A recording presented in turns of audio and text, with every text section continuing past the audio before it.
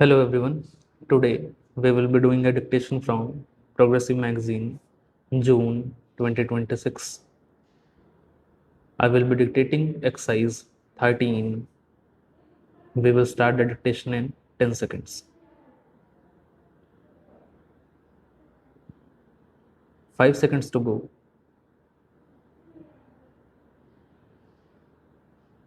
Start. I am honored to be present here with President and Secretary General and other leaders at the launch of the UN Democracy Fund.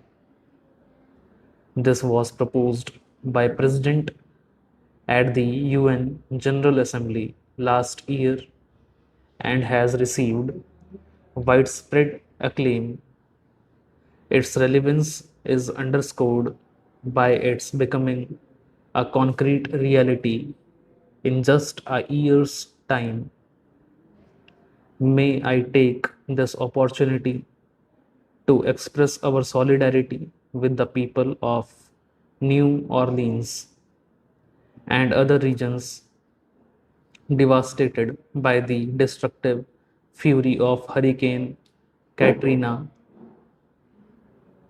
Mr. President, you have our sympathies and support in your efforts to bring relief from pain to the people affected by this disaster. Excellencies, India is proud of its democratic heritage, which is rooted in the country's cultural traditions of tolerance, respect for different viewpoints, and a ready embrace of diversity. Mahatma Gandhi led us into a non violent struggle not only to free India from colonial rule, but to also ensure to our people the exercise of their democratic rights.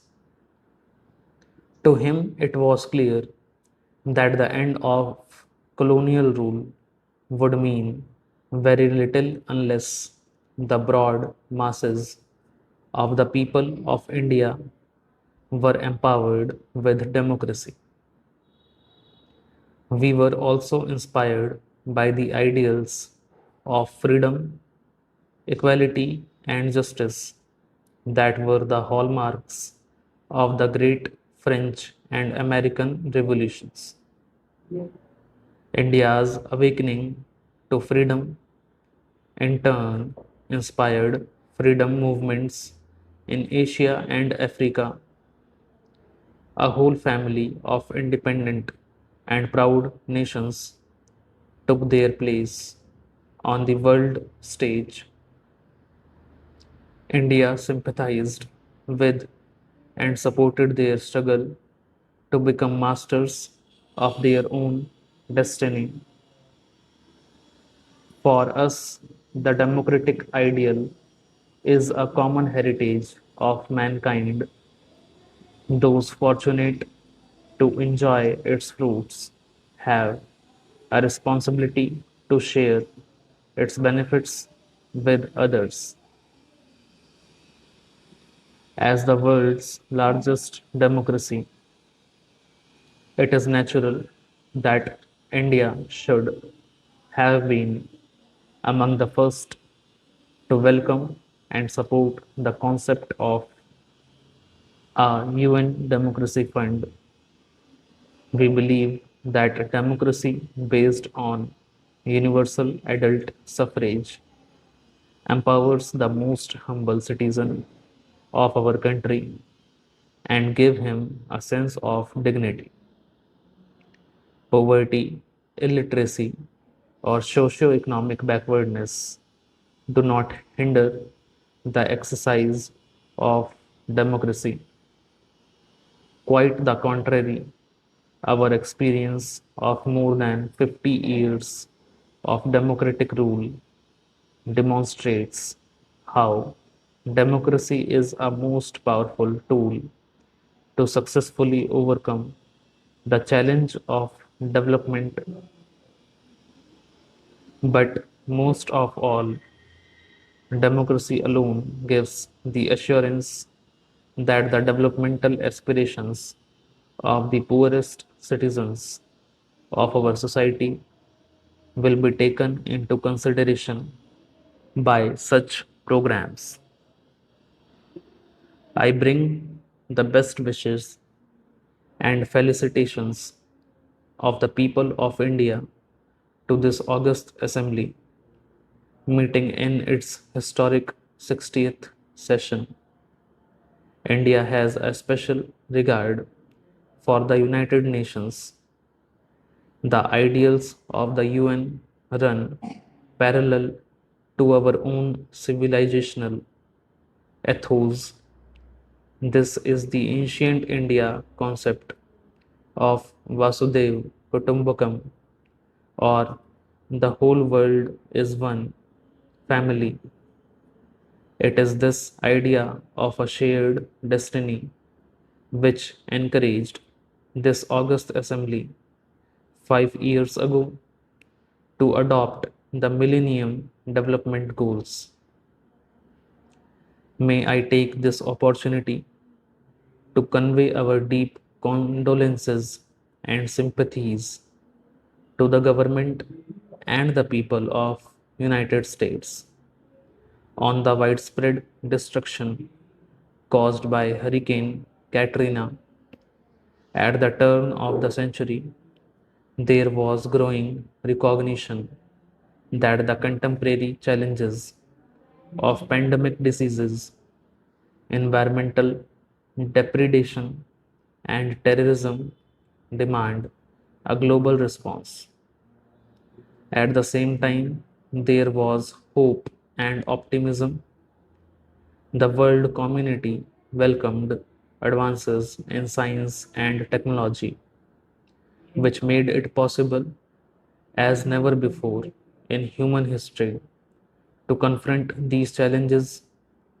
We had confidence in mobilizing the collective will and wisdom of nations to herald a new era of peace and prosperity. 5 years later, we find that the international community is generous in setting goals, slow in pursuing them. We must therefore make greater efforts to mobilize the needed resources to meet the Millennium Development Goals. This would be a wise investment for the future. Failure will only make our task in the future more difficult and more costly. We in the developing world face a dual challenge: the domestic one of managing political, economic, and social change in an environment of rising expectations and growing disparities, as well as the global challenges of securing an international environment conducive to meeting our development aspirations. These challenges are interlinked, and success or failure will affect us all. We welcome the agreement reached on the draft outcome document to be adopted tomorrow. It is the roadmap for the work ahead to reorient the organization to meet the challenges of the present. India will be a willing participant in this process. All of us assembled here recognize that the United Nations is in need of urgent and comprehensive reforms. The management of global interdependence requires strong international institutions and a rule based multilateral system. The reform of the United Nations must be based on this principle. It must include the expansion of the United Nations Security Council in both permanent and non-permanent categories of membership. Unfortunately, the United Nations suffers from a democracy deficit. Its structure and decision-making processes reflect the world of 1945 as such, not the world of year 2015. Unless the UN becomes more representative of the contemporary world and more relevant of our concerns. Stop. Also, if you like the dictation and want more dictations like these, do press the subscribe button. Thank you.